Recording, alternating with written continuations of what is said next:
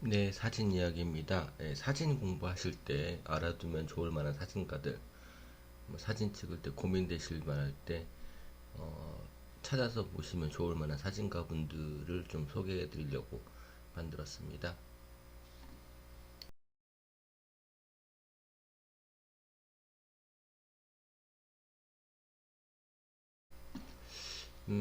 대략 한 15명 정도의 사진가를 제가 준비를 좀 했는데요.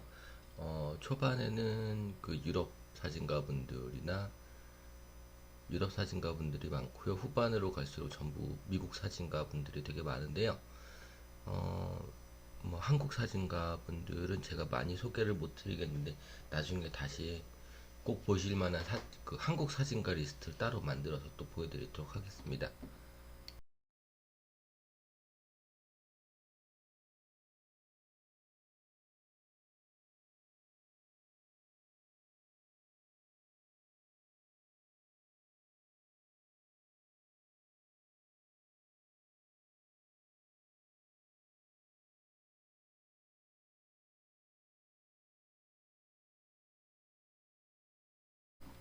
첫 번째로 소개시켜드릴 사진가는 아우구스트 잔더 독일 사진가이고요. 1876년에 태어나서 활발하게 사진 활동을 한 건 1920년대 정도가 되겠고요.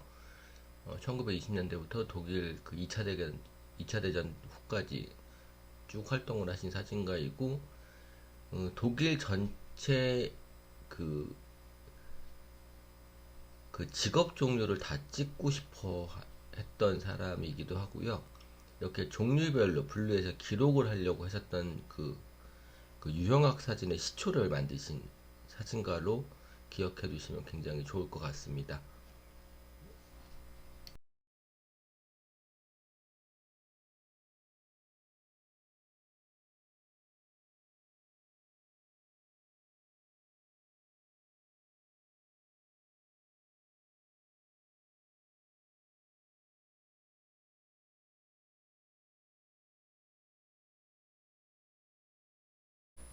다음은 의젠느 아제로 프랑스 사진가이죠. 1857년도에서 1927년도까지 살아 계셨던 분인데요.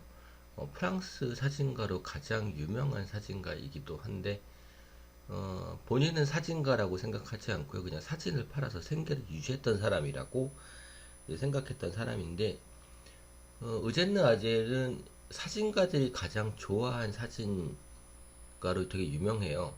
그래서 사진가 그 앙케이트 조사에서 항상 1순위를 차지한 사진가로 이제 기록이 되어 있고 알려져 있고요. 저도 굉장히 좋아하지만 처음에는 좀 이해하기 힘들었던 사진가인데 계속 보다 보시면 현대사진에 굉장히 많은 영향을 끼쳤던 사진가라고 좀 볼 수 있고요.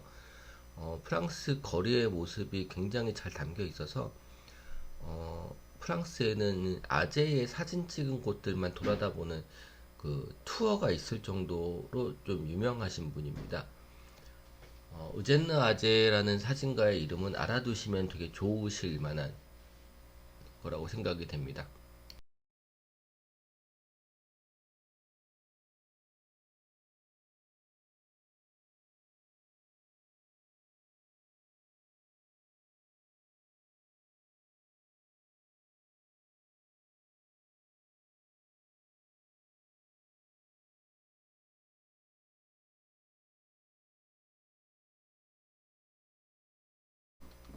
다음은 앙리 까르티에 브레송 마찬가지로 프랑스 분이신데요.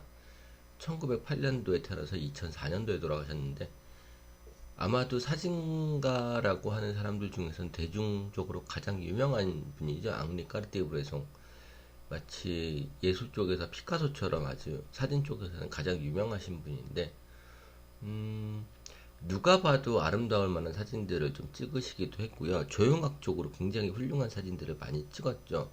그래서 사진 공부하시는 분들이 구도나 이런 사진이 조형해서 어떻게, 조형적인 의미가 어떻게 그 사진에서 이렇게 구현되었는지를 보시기에는 굉장히 좋은 사진이라고 생각을 합니다.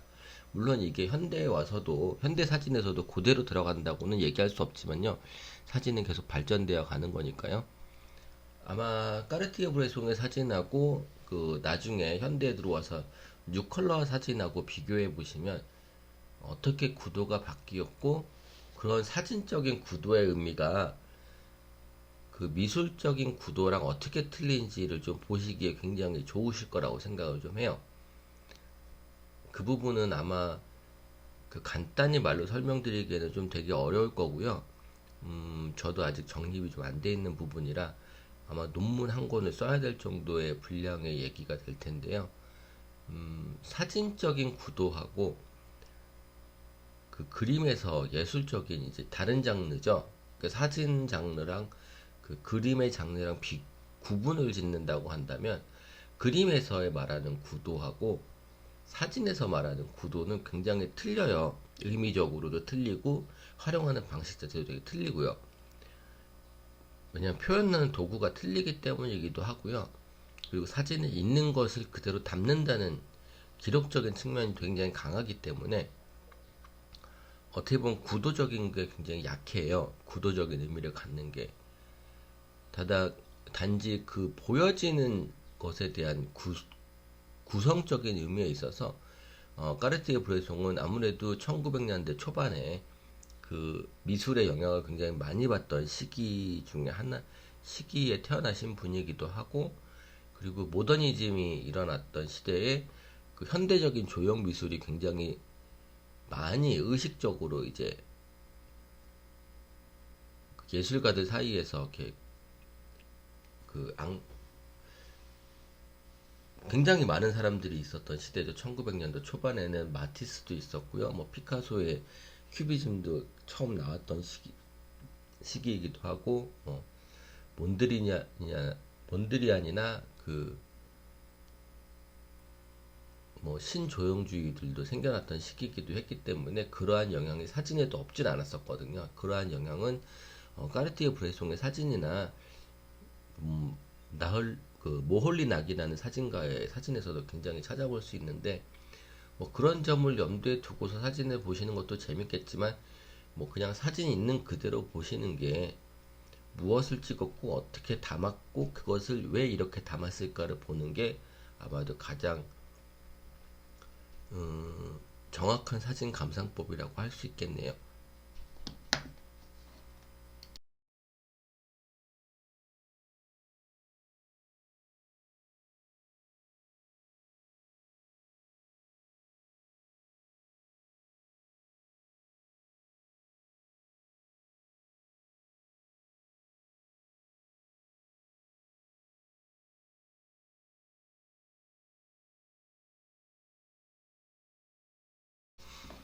다음 소개드릴 사진가는 모홀리 나기라는 헝가리 출신인데 독일에서 활동하시고 나중에 전쟁이 2차 대전 끝나고 나서 미국에서 활동을 하신 사진가인데 사진가이기도 하면서 조형 예술가 그리고 디자인 이 굉장히 여러 분야에 굉장히 큰 업적을 남기신 분이고 각 예술 역사에 있어서 절대로 빼놓을 수 없는 사람 중에 한 명이 이 모홀리낙이에요.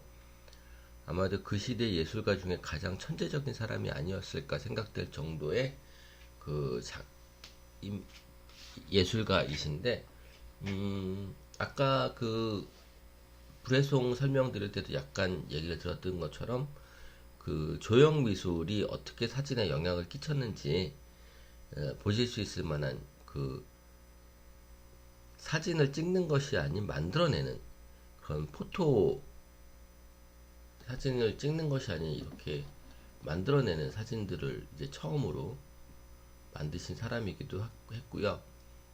프랑스 그 독일에서 바우하우스에서 디자인 편집을 하시면서 그 타이포그래피에 대한 영향을 굉장히 많이 끼친 작가이기도 하면서 그 빛과 조형에 대한 그 빛을 이용한 조형 작품을 만들어서 조형 예술 쪽에 굉장히 큰 영향을 끼친 작가이기도 합니다. 사진 쪽에서는 이 포토그램 말고도 그냥 모리나기가 찍은 일반적인 사진도 굉장히 큰 영향을 미치게 돼요. 사진의 역사적인 그 후대에 있어서 현대사진에. 그러니까 아마 몰리나기를 검색하면 이 포토그램에 대한 얘기만, 포토그램이나 몽타주 기법에 대해서만 굉장히 많이 나오는 걸로 알고 있는데, 그거 외에도 일반적인 사진도 한번 찾아보시면 굉장히 도움이, 사진 공부하시거나 사진을 취미 활동하시는데 도움이 많이 되실 거예요.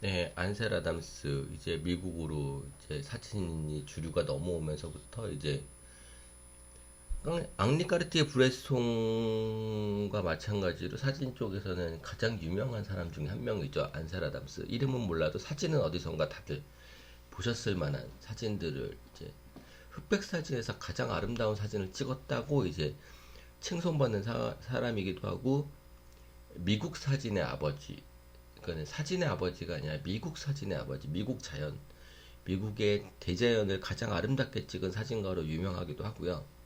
뭐 누가 구입을 했다든지 뭐 이런 얘기들도 뭐 검색을 하시면 많이 나오는데, 가장 처음으로 자기 오리지널 프린트를 직접 팔았던 사람이기도 해요.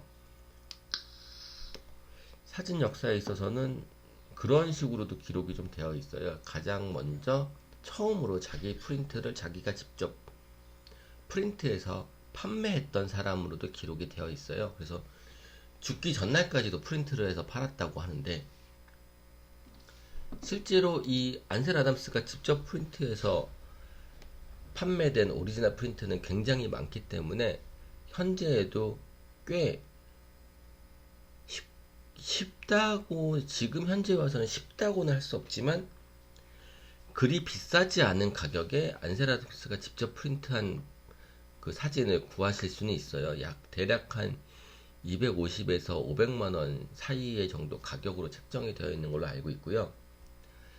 프린트물이 현재처럼 어마어마하게 크지가 않기 때문에 보통 바이텐 그 오리지널 사이즈, 필름 사이즈 그대로 프린트가 되거나, 뭐 약간 큰 뭐 16 x 24 뭐 이런 이 정도, 뭐 그는 보통 포스터 크기 정도의 사이즈 프린트물들이 주로 있고요. 아무튼 뭐 존 시스템이라는 그 노출에 대한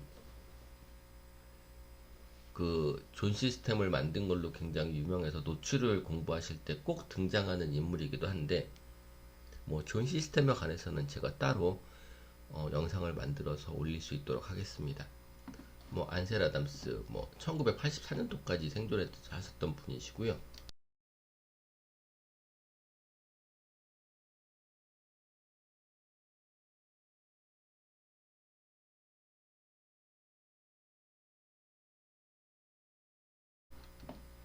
도로시아 랭입니다. 이분도 미국 분이시고 1965년도까지 생존하셨던 분이시고, 뭐 대공황 시절에 미국 남부의 그 피폐된 모습들을 찍어서 기록하신 걸로 굉장히 유명하신데, 나중에 그 사진이 연출된 사진이란 것이 밝혀지면서 꽤 논란이 많이 되고, 그러한 사실 때문에 현대 다큐멘터리 사진의 그 어떤 굉장히 큰 영향을 끼치게 돼요. 그 감정이 충만하고 어떤 사회적인 영향력을 굉장히 많이 줄 수 있는 다큐멘터리 사진들이 굉장히 이제 1960년대까지도 유행을 했었는데, 우리나라에는 80년대까지도 그런 사진들을 주로 그 보도 사진하고 다큐멘터리 사진하고 그래서 헷갈려 하시는 분들이 좀 많으세요. 뭐 기록 사진은 거의 대부분 모든 걸 다큐멘터리 사진이라고 얘기를 하는 분류에 속하긴 하는데, 현대 다큐멘터리 사진들은 대부분의 감정을 배제하거나 굉장히 객관적인 스탠스를 유지하는 사진들을 주류로 생각을 많이 하죠. 그 원인 중에 하나가 이 도로시아 랭의 나중에 이제 연출된 사진이었다라고 이제 하는 게 밝혀지면서부터예요. 그런 것들이 오히려 안 좋은 영향을 끼칠 수 있다. 그러니까는 주관적인 감정이나 해석이 들어감으로 인해서 보는 사람에게 굉장히 큰 영향을 끼칠 수 있는 매체가 이제 사진이 되다 보니까 그러한 부분에 있어서는 객관적인 스탠스를 취해야 한다라는 어떤 그 개념적인 그런 것들이 생겨나게 된 원인이 되기도 했던 게 도르시아랭이죠. 그래서 도르시아랭은 사진보다는 아마도 그러한 사실 때문에 기억을 좀 해두셔야 하는 게 좋을 것 같은 사진가라고 이제 생각해서 제가 이제 리스트에 넣어놨습니다.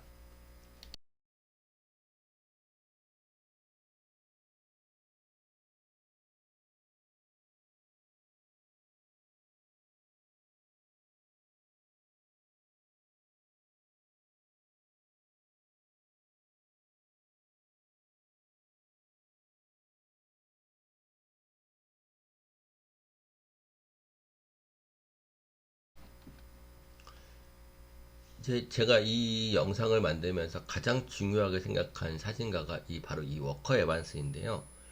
다들 알고 계시는 앙리 까르띠에 브레송이나 뭐 안셀 아담스 같은 사람들보다는 워커 에반스라는 이름을 좀 기억을 좀 해두시고 사진을 만약에 좀 진지하게 공부를 좀 하고 싶으시다라고 하시는 분들이 있으시다면 이 워커 에반스의 사진집을 꼭 보시기를 좀 바라겠습니다. 아마도 인터넷에서 검색해서 보실 만한 사진은 좀 한계가 있기 때문에 많은 양의 사진을 보시기도 좀 힘들고, 워커 에반스는 꼭 사진집을 보셔야 되는 이유가 주제별로 묶어서 보셔야 돼요. 그러니까는 워커 에반스는 자기가 무엇을 찍는지, 그리고 이 사진이 몇 장으로 구성이 돼서 어떻게 사람들에게 보여져야 되는지를 굉장히 잘 인식하고 찍었던 사진가이기 때문에 한 장의 사진만을 보고는 워커 에반스의 사진을 알 수가 없어요. 그러니까는 이러한 형식을 만들어낸 게 워커 에반스가 시초인데, 그래서 워커 에반스를 현대 사진의 기준점으로 삼아요. 그러니까 워커 에반스부터 현대 사진이라고 이제 생각을 하는 기점이 생긴 거죠. 마치 미술 쪽에서 그 현대 미술의 시작을 피카소의 기준을 삼은 것처럼 사진 쪽은 워커 에반스부터 현대 사진의 기준점을 삼게 돼요. 뭐 물론 다른 사람을 기준으로 삼는 사람들도 꽤 있습니다. 뭐 베허 부부나 뭐 로버트 프랭크를 현대 사진의 기점으로 사지시는 분들도 있는데, 사진 쪽에서의 제가 알기로는 워커 에반스를 기준으로 삼는 게 저는 이제 정설로 좀 알고 있습니다. 그래서 워커 에반스라는 이름을 좀 기억을 좀 꼭 좀 해두시고 워커 에반스의 사진을 좀 많이 보시면 되게 좀 사진 공부하시는데 도움이 좀 많이 되실 거라고 생각을 좀 합니다.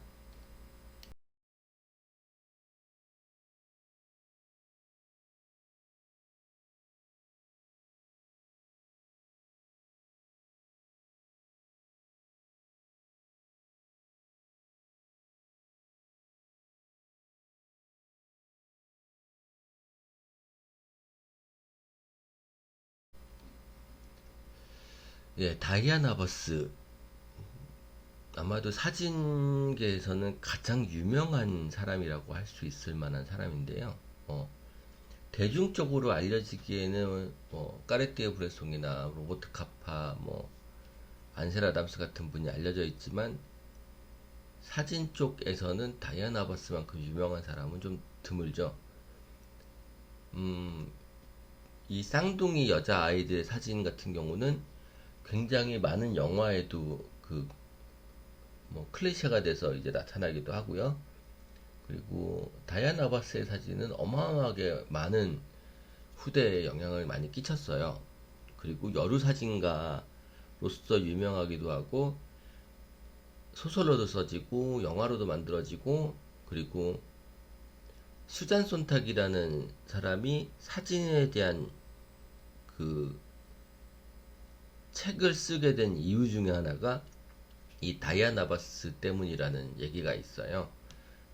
저도 수잔 손탁의 책을 몇 권 읽어봤었는데, 사진 공부하시는 분들은 아마 필독서이죠, 수잔 손탁의 책들은. 근데 수잔 손탁이 사진에 대한 책을 쓰게 된 이유 중에 하나가 이 다이아나 버스의 사진을 일반 대중들이 바라보는 시선이 실제 다이아나 버스가 원하는 방식대로가 아닐 것 같다는 생각에 쓰게 됐다는 얘기가 있어요. 다이아나 버스가 돌아가신 다음에 처음으로 메트로폴리탄 뮤지엄에서 다이아나 버스의 추모 전시회를 열어주는데, 개인 사진 전시회로는 최초로 가장 많은 사람이 관람한 사진전으로 역사에 기록되어 있는 사진전이에요. 뭐 메트로폴리탄 뮤지엄 앞에 끝도 없이 줄을 섰다고 기록이 되어 있는데, 그때 수잔 손탁이 그 줄을 보면서 뭐 이 많은 사람들 중에 다이아나 버스의 사진을 제대로 볼 수 있는 사람이 몇 명이나 있을까 되게 한탄스러워 했다고 해요. 그래서 그때부터 신문에 사진에 대한 칼럼을 쓰고 책을 썼다고 전해지고 있는데요. 뭐 그만큼 사진에 대한 영향을 굉장히 후대에 영향을 많이 끼쳤던 사진가이기도 하고, 여류 사진가에 대한 얘기가 나오면 꼭 등장하는 게 다이아나 버스고, 후에 등장하는 랭골딘이나 신디 셔먼 같은 경우도 다이아나 버스의 후예다라는 얘기를 많이 하죠.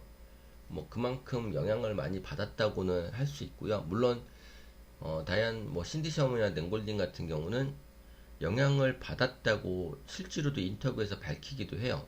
뭐 그만큼 영향을 안 받은 사람은 없다라고 할 수 있을 만큼 현대사진에서는 중요한 사람이죠, 다이아나 버스는. 예.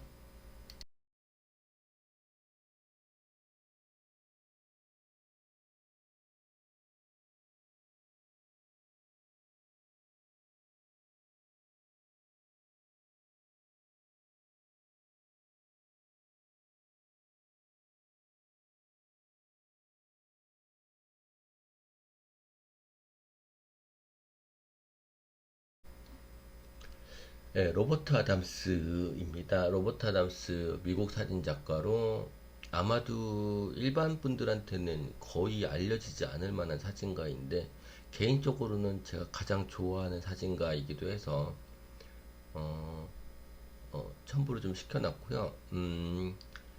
사진 역사상에서 사진 역사상에서 두 개의 큰 무브먼트가 있는데, 그 중에 하나가 뉴 토포그라피라는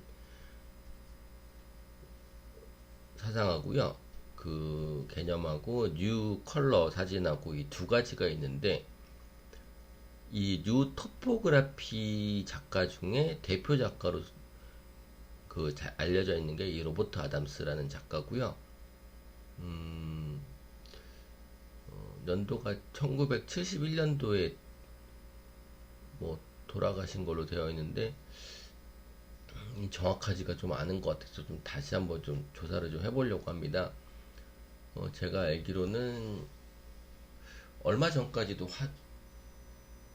살아 계신 걸로 알고 있었는데, 뭐 인터넷에서 조사가 좀 잘못된 건지 좀 이거는 좀 확실하게 좀 더 조사를 좀 해야 될 것 같고요.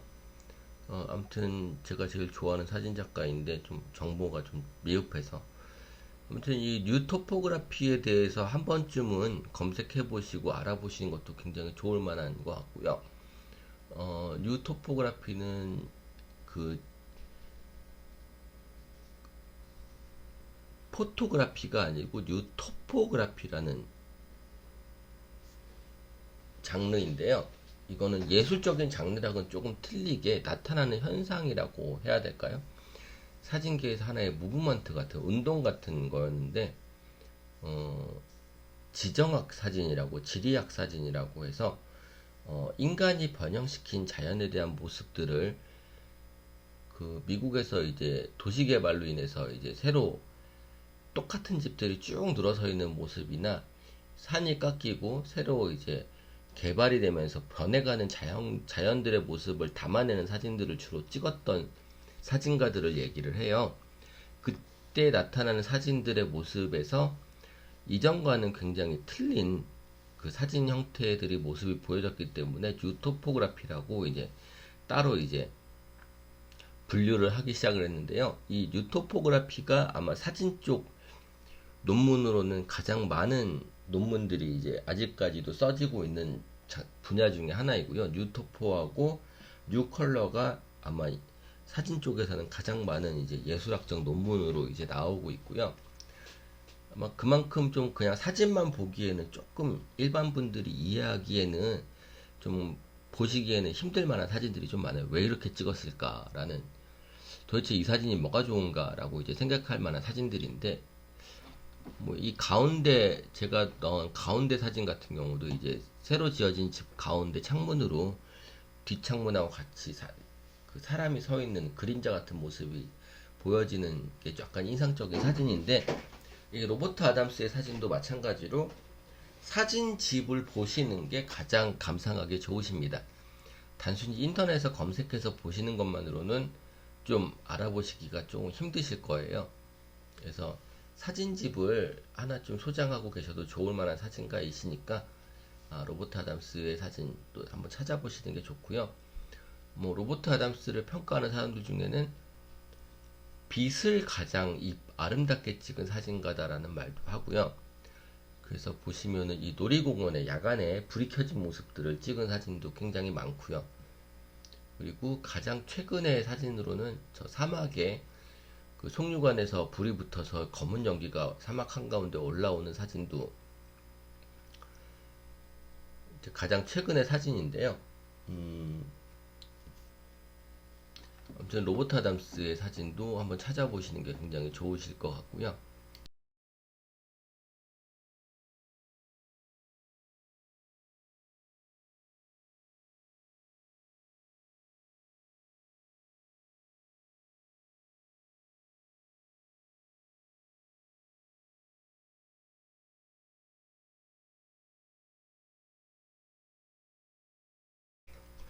네, 방금 전에는 그 뉴 토포그라피의 사진가 로버트 아담스에 대해서 말씀을 드렸다면은 요번에는 뉴 컬러의 윌리엄 이글스톤, 미국 사진 작가이고,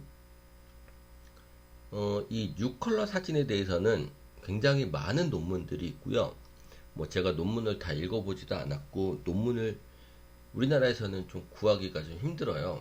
뭐 미국 도서관이나 이런 데는 되게 많은 걸로 알고 있는데, 뭐 논문을 제출하는 그 학교 도서관 같은 데 있겠죠. 근데 저 또한 이 뉴컬러 사진들에 대해서 좀 이제 여러 가지 이제 생각들을 많이 해보고 하는데, 이 윌리엄 이글스톤의 사진을 보시면 대부분의 이제 사람들은 왜 찍었을까라는 생각을 굉장히 많이 하시는, 그리고 뉴컬러의 사진을 이제 컬러 사진에 시작됐다라고 이제 하는 걸로만 이제 정의를 내리시는 분들이 되게 많은데, 이게 좀 뒷얘기가 좀 많아요. 이게 왜 그러냐면 그 이전까지만 해도 뉴 토포그라피도 그렇고 그 전까지만 해도 사진들은 거의 대부분 그 사진 작가라고 하시는 분들은 흑백 사진을 주로 찍고, 흑백 사진을 주로 이제 다루긴 했어요. 그게 이제 왜 그러느냐? 그러니까는 여러 사진가들이 계속해서 이제 사진 역사가 짧다 보니까 뭐 1900년대에 태어나신 분들도 뭐 굉장히 오래 살았죠. 그러니까 컬러 시대에도 이제 컬러 TV가 나왔을 때도 살아계셨던 분들인데도 흑백 사진을 찍으신 분들이 있어요. 유명한 인터뷰로는 이제 앙리 까르띠에 브레송한테 왜 컬러 사진을 찍지 않으시느냐 라고 물었을 때 까르띠에 브레송은 이렇게 얘기했대. 자기가 보는 컬러하고 자기가 실제 눈으로 보는 컬러랑 필름으로 구현되는 컬러의 색이 너무 틀려서 컬러 필름을 찍을 수가 없다라고 이제 얘기를 했어요. 그리고 이제 이 뉴컬러 시대 사진에서 굉장히 시작된 원인 중에 하나가 뭐냐면 코닥에서 나온 액타크롬이라는 필름 때문이에요. 액타크롬이라는 포지티브 필름 때문인데, 이 액타크롬이라는 필름이 생산이 되면서부터 사진이 컬러 사진에 대한 필름도 오래 보관이 가능해졌고요. 그러니까는 사진 아마 옛날 분들은 기억을 하실 텐데 필름의 코닥 그 상점들 보면 이제 100년 보증 뭐 이렇게 100년을 간직한 사진 뭐 이렇게 100년이란 걸 되게 강조를 하는 문구, 선전 문구가 있었는데, 광고 문구가 있었는데요. 흑백 사진의 경우 인화한 것도 그렇고 필름도 그렇고 굉장히 오래 갑니다. 그래서 뭐 지금 100년이 지난 지금에도 뭐 상태가 굉장히 온전하게 보존되어 있는 필름들이 되게 많고요. 그리고 필름 자체가 굉장히 오래 가기도 하고, 인화지 또한 굉장히 연필로 그린 그림이 제일 오래 가는 것처럼 흑백 사진 인화지가 보관만 잘하면 제일 오래 가요. 그래서 미술관에서 보통 이제 예술가들의 사진이나 예술가들의 그림을 이제 소장을 하고 매매를 하기 보관을 하고 이제 판매가 주로 이루어지는 게 이제 갤러리나 미술관들인데, 이 미술관에서 그전에는 컬러 사진을 취급을 안 했어요. 왜냐하면 몇 년만이라도 색이 변질돼 버리기 때문에 보존할 수가 없는 거예요. 그래서 이거 전시 어떻게 하느냐, 1년만 지나도 색깔이 틀려 보이는데 1년마다 새로 인화해서 걸어줄 것이냐, 뭐 이런 식의 문제가 되게 많았어요. 그러니까 보관 문제 때문에 미술관이나 이제 갤러리에서 취급을 안 한 거죠. 근데 액타크롬이 나오면서부터 그 시대부터 컬러 사진도 100년을 보증하기 시작했어요. 코닥 필름에서. 그래서 컬러 사진도 오래 갈 수 있다. 그리고 사진가 분들도 그때부터 내가 보는 세상과 필름으로 구현된 색이 비슷해졌다, 거의 같다라고 이제 인정을 하기 시작하면서 컬러 사진을 찍기 시작했던 거죠. 그 시기와 맞물려서 미국 미술 쪽에서도 이 뉴컬러 사진과 굉장히 비슷한 구도의 그림들이 그려져요. 그거에 영향을 굉장히 많이 받았다라는 이제 논문들도 있고요. 그러니까 일상생활의 모습을 그대로 그려지는 그림들이 존재했었고요. 그거에 영향을 받았다고 하는 주장이 굉장히 많기도 하고, 그 사진에서 그 어떠한 특정한 포토제닉한 거에서부터 아무것도 아닌 일상생활의 어떤 한 부분에 대해서 사진에 담는 것을 굉장히 특별하게 여겨지는 그런 시대로 바뀌게 돼요. 그런 것들을 이제 뉴컬러 사진에서 굉장히 잘 나타나고 있는데, 이 뉴컬러 사진의 굉장히 대표적인 인물 중에 하나가 윌리엄 이글스톤이라는 작가인데, 뭐 혹자는 윌리엄 이글스톤으로 뉴컬러 사진이 시작되었다라고 이제 하시는 분들도 있기도 하고요. 근데 재밌는 거는 윌리엄 이글스톤이나 다른 뉴컬러 사진들이 섞어놓고 보면 누가 누구의 사진인지 잘 모를 정도로 그냥 비슷한 경향을 보인다는 거예요. 아마도 뭐 뉴컬러의 사진가 분들은 뭐 좀 발음도 좀 어렵긴 한데, 뭐 윌리엄 이글스톤하고 조엘이라는 분도 있고 뭐 굉장히 여러 분이 계시는데, 이 몇몇 분들의 사진들을 사진집을 통해서 한번 보시면 굉장히 좋으실 거라고 생각을 합니다. 예, 감사합니다.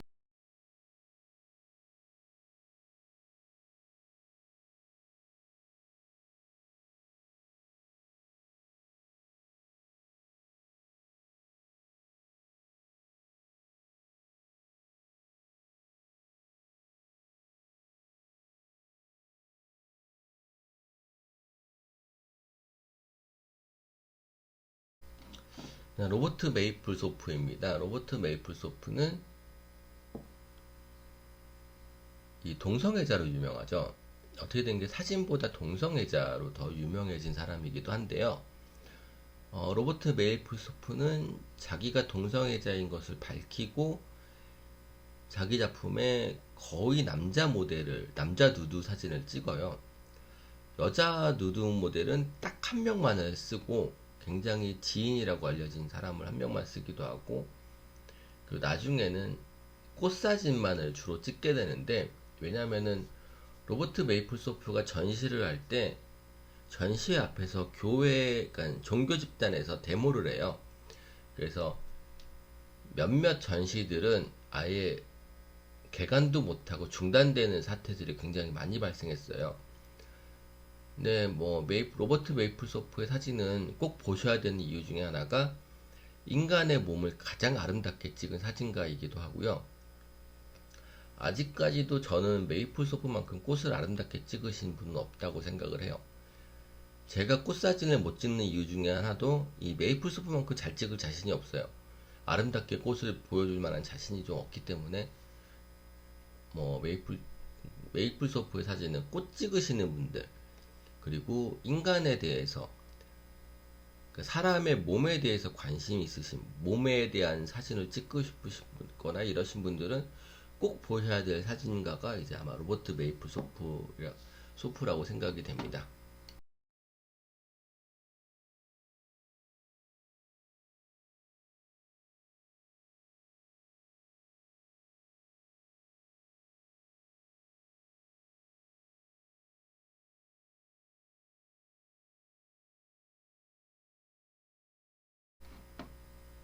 예, 로버트 프랭크, 뭐 현대 사진 작가 중에 가장 많은 명성을 얻은 사진작가이죠. 로버트 프랭크. 바로 얼마 전에 돌아가셨는데요. 이 로버트 프랭크가 돌아가신 다음에 굉장히 많은 추모 글들이 올라왔기도 했었고요.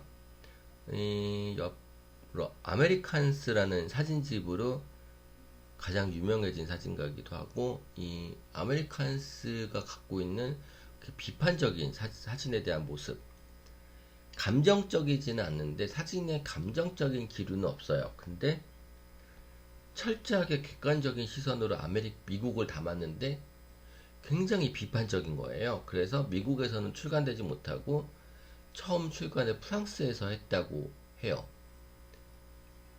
어느 나라나 자국에 대한 이제 민족주의적 성격이 있기 때문에 자국을 비판하는 거에는 좀 다들 시시하는 경향이 좀 있죠. 지금 우리나라도 마찬가지고 뭐 어느 나라 마찬가지죠. 일본도 그렇고요.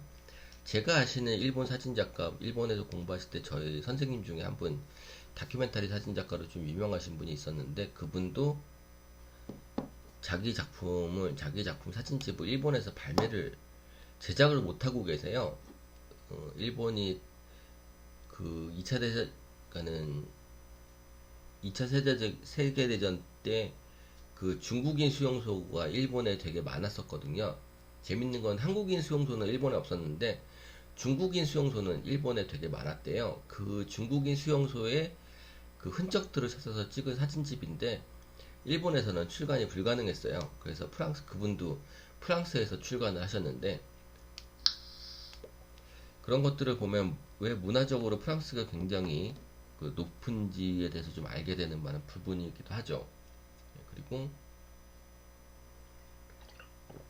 아무튼 로버트 프랭크의 사진은 굉장히 대단하다고 인정을 많이 받습니다. 근데 어떤 부분이 대단하냐라고 얘기한다면 이 비판적인 시각 때문에 그래요. 그리고 그것을 굉장히 사진에 잘 담았어요. 그래서 뭐 이것 또한 자세히 보셔야 될 게 뭐냐면은 사진집 전체를 보셔야 돼요. 한 장 한 장의 사진을 뜯어보고 따져보고 하시면 별로 의미가 별로 없어요. 전체적인 사진을 흐름을 보시고 편집되어 있는 걸 보시고, 뭐 아메리칸스 사진집의 초판본을 구하기는 당연히 거의 불가능하실 거고요. 뭐 재판본들이나 뭐 디지털 출판본들을 보셔야 될 텐데, 뭐 아메리칸스 사진집은 아마 우리나라 도서관, 현대미술관 같은 도서관에도 아마 분명히 소장을 하고 있을 거니까 아마 찾아보시면 굉장히 많이 도움이 되실 것 같아요. 현대 다큐멘터리 사진에 굉장히 많은 영향을 끼친 사진가이기도 하고요. 이 스트리트 포토, 이 아메리칸스 이 사진집도 어떻게 보면 따지고 보면 스트리트 포토이기도 하고요. 로버트 프랭크는 나중에 서브웨이라는 사진집도 내서 굉장히 또 유명해지기도 했죠. 그래서 로버트 프랭크의 사진집은 아메리칸스만 있는 건 아니기 때문에 아메리칸스가 굉장히 대표적이고 사진 역사에서 굉장히 중요하다고는 하지만, 실제로는 로버트 프랭크의 사진을 제대로 보시려면 아메리칸스 말고 서브웨이나 그 할렘가의 뒷골목을 찍은 사진들이 있어요. 이런 사진들을 보시면 아마도 로버트 프랭크의 사진을 좀 이 사람은 이런 사진들을 주로 찍으신 분이구나 라는 것들 좀 더 느끼시기 좀 편하실 거예요.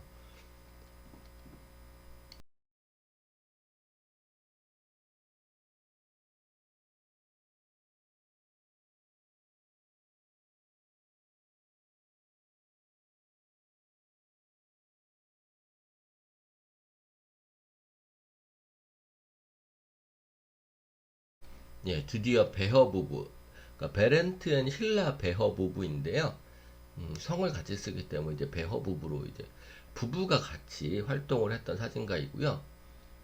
이 베허 부부의 사진을 현대 사진의 시작이라고 보시는 분들이 굉장히 많아요. 일반적으로는 베허 부부의 사진, 유형학적 사진이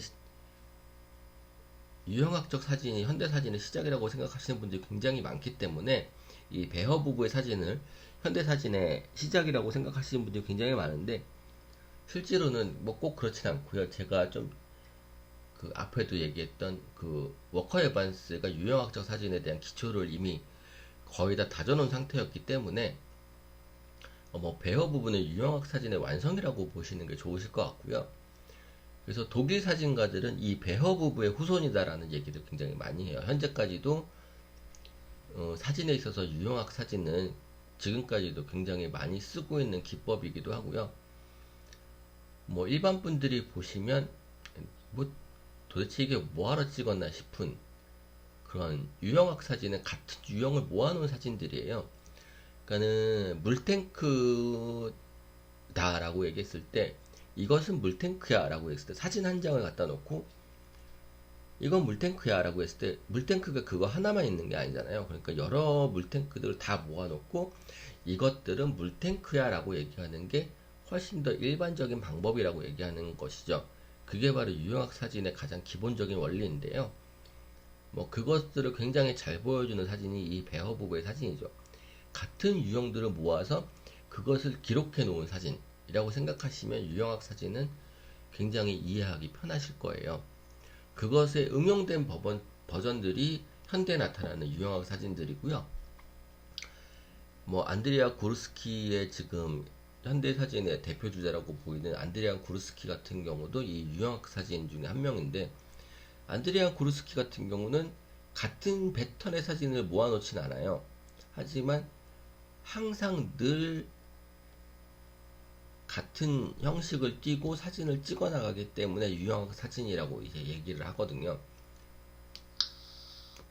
뭐 그런 정도로 알아두시면 좋을 것 같고요. 베어 부부 사진은 현대 사진의 가장 기초를 이루고 있는 사진이라서 꼭 알아두시고 봐 보시면 될 것 같습니다. 저 같은 경우도 미국 모마 미술관에서 모마 뮤지엄에서 이 베어 부부의 오리지널 프린트를 한번 본 적이 있는데 생각보다 그렇게 사진 한 장 한 장이 크진 않더라고요. 그래서 좀 더 큰 사진을 좀 기대를 했었는데 디테일이 좀 더 자세히 보이는 그런 사진을 기대했었는데 그렇진 않더라고요. 근데 뭐 아무튼 후대의 평가가 굉장히 높은 사진이기 때문에 한 번쯤은 이제 찾아보시는 것도 좋을 것 같습니다.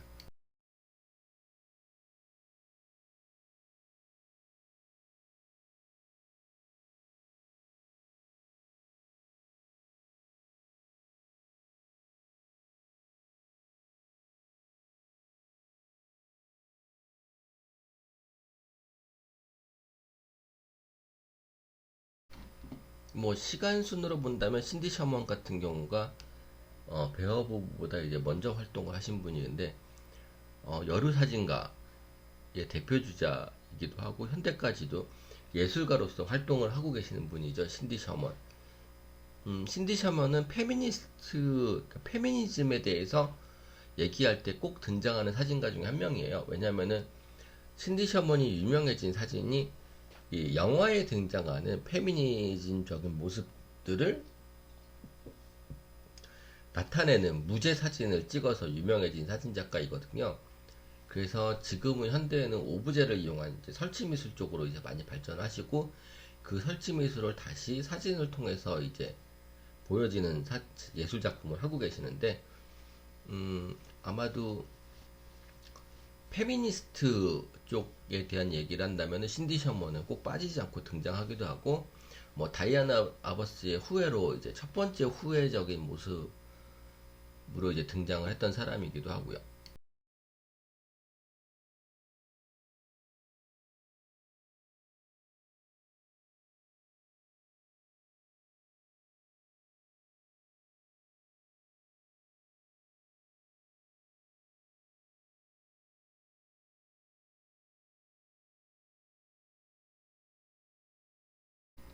자, 이어서 등장하는 그 여루 사진 작가가 바로 낸골딘인데요. 이 낸골딘은 어 그냥 자칫 잘못 보면은 신디 셔먼하고 굉장히 비슷하다고 생각을 하기 쉽지만은 낸골딘이 직접 인터뷰에서 밝힌 것처럼 자신은 신디 셔먼의 사진과는 굉장히 틀리다고 얘기를 해요. 뭐 사진에서 그게 굉장히 잘 나타나고 있기도 하지만 신디 셔먼은 객관적인 입장에서 어떤 여성이나 차별받는 대상들을 대상이나 객관적인 입장에서 오브제로 바라본 사람이지만 낸골디는 자기 자신이다라고 얘기를 해요. 그들이. 그러니까는 젠더적인 고통을 받고 있는 사람들, 그러니까는 동성애자들이나 그 트랜스젠더들, 그리고 이웃에서 폭력을 겪고 있는 여성들에 대해서 그들의 모습은 바로 자기 자신의 모습이다라고 이제 얘기를 하면서 사진을 찍으신 분이기도 하고요. 어떻게 보면은 낸골린도 페미니스트적인 성격이 있다라고 이제 얘기를 하시는 분들도 있는데 실제로는 낸골딘 같은 경우는 페미니스트라고 보기에는 조금 어렵고요. 낸골딘은 그 차별 반대주의자라는 이제 입장인 거예요. 보통 보시면 알겠지만 차별을 받는 모든 대상에 대한 그 다큐멘터리 사진이라고 생각을 하시면 될 것 같고요. 낸골디는 이제 현대사진가답게 이제 주로 컬러 사진을 많이 찍었고요. 그리고 현재까지도 살아계시고 활동을 하신 분이기도 하고요. 주로 이제 주위에서 소외받는 사람들에 대한 모습들을 굉장히 있는 그대로 꾸미지 않고 그대로 보여주는 다큐멘터리 사진들을 이제 찍기 시작하고 이 사진은 나중에 2000년대 초반에 유행했던 프라이빗 포토라는 그 자신의 일상을 까발리는 듯한 사진에 영향을 끼쳐서 나오게 돼요. 프라이빗 포토라고 해서 일본에서 굉장히 유행을 했었고요. 여러 사진 작가가 그 등단하는데 굉장히 유용한 사진 기법으로 이제 주로 쓰이게 되었죠. 뭐 좀 에로티시즘적인 부분들이 많기는 해서 따로 뭐 소개드리기에는 조금 적나라한 게 감이 있어서 뭐 저는 프라이빗 포토가 그렇게 예술적으로 가치가 있다거나 뭐 사회적인 현상이라고 하나 볼 뿐이지 뭐 따로 이제 뭐 챕터를 마련해서 보여드릴 만한 사진은 아니라고 생각을 하기 때문에 지금 여러분이 인스타에서 활동하고 계시는 사진 같은 것들이 거의 다 프라이빗 포토에 해당이 돼요. 일상의 기록들이 예술이 되어가는 이제 예술로서 이제 변환되는 과정들을 보여주는 거죠. 낸골딘의 어떻게 보면 그 시발점이라고 보시면 될 것 같습니다.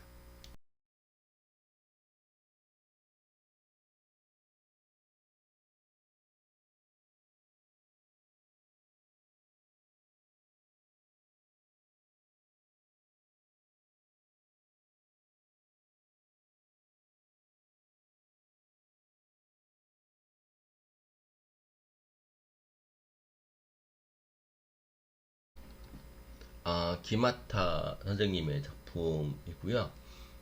1956년생이시고 현재까지도 활동을 하고 계시고 자신은 사진가이기보다는 그냥 예술가이시고 퍼포먼스도 굉장히 많이 하시고요. 그의 사진으로는 그 뉴욕 거리를 24시간 장노출로 찍은 사진이나 아무것도 남지 않은 그 건물들만 횡간히 보여지는 모든 것이 흔적처럼 사라지는 이 공이라는 개념을 가지고 이제 사진을 찍으신 분인데, 그러니까는 뭐 기마타 선생님의 사진을 굉장히 외국에서는 높게 평가하기도 하지만은 뭐 아시아인들의 경우에는 굉장히 아시아인들한테는 보편적으로 가지고 있을 만한 개념들, 그러니까 불교 개념이죠. 공에 대한 개념이나 윤회의 개념, 그리고 모든 것은 사라진다라는 뭐 이런 개념들을 사진에 그대로 녹여서 장노출을 굉장히 많이 이용했고요.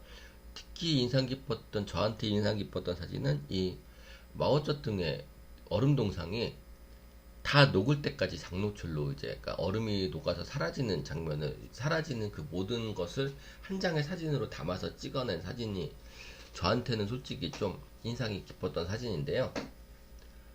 사진에 대한 표현 기법이 예술로서 어떻게 이제 표현될 수 있는지를 예술적으로 이제 표현 기법에 대한 이제 예술적인 부분들을 잘 보여줄 만한 사진이라고 생각을 하실 수가 있고요. 김하타 선생님 같은 경우는 이제 퍼포먼스 그리고 동양적인 사상을 자신의 작품에 굉장히 잘 녹여서 그 홍보를 되게 잘 하시는 분으로 이제 저는 이제 생각을 좀 하고 있는데, 우리나라에서 현대 사진가, 현대 예술가 중에는 거의 세계 지금 정상급 탑 클래스의 예술가 중에 한 분으로 꼽히시는 분이시죠. 이제 그래서 같이 한번 소개를 좀 해드리고 싶었습니다.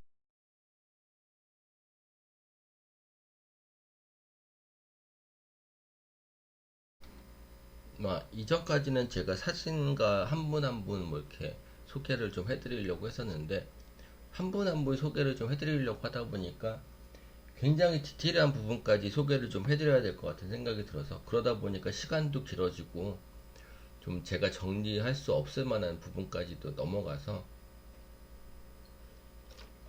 이렇게 뭉뚱그려서 사진을 공부하실 때 꼭 알아두시면 좋을 만한 사진가라는 이제 편으로 모아서 이제 하나의 영상으로 이제 묶어드렸고요. 이후부터는 뭐 소개해드릴 만한 사진가가 따로 있다면 우리나라 사진가 분들만 좀 따로 좀 모아서 해드리고 싶기도 하고, 그리고 좀 설명이 미흡했던 뉴 토포그래피나 뉴 컬러 사진에 대해서도 따로 좀 만들어서 소개를 좀 해드리도록 하겠습니다. 예, 감사합니다. 예.